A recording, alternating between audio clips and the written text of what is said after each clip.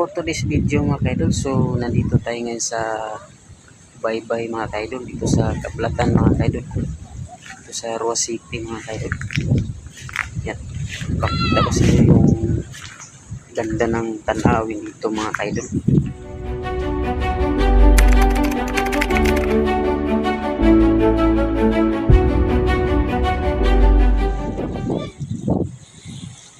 So yan mga kaidol, medyo mababa ngayon ang dagat mga kaidol kasi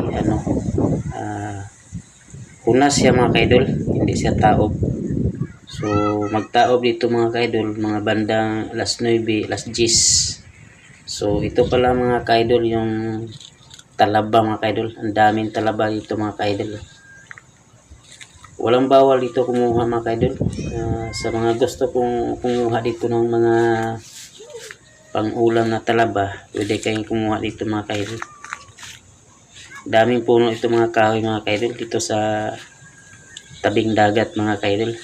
Ayan. Ang ganda talaga ng lugar dito mga kaidol. At saka ang sariwa ng simoy ng hangin mga kaidol pag nandito tayo sa Baybay mga kaidol. Ayan. Pwede tayong gagawa dito ng pwesto mga kaidol na tambayan mga kaidol. Lalo na pag may kadit tayo dito.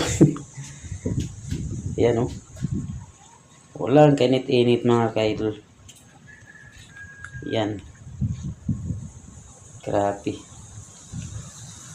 Napakaganda ng baybay na to mga kaidol.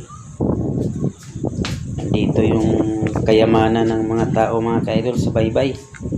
Dami tayong makukuha dito ng ulam mga kaidol. So ayan mga kaidol, hanggang dito na lang at marami pong salamat sa iyong pagsubaybay sa aking mga upload mga kaidol.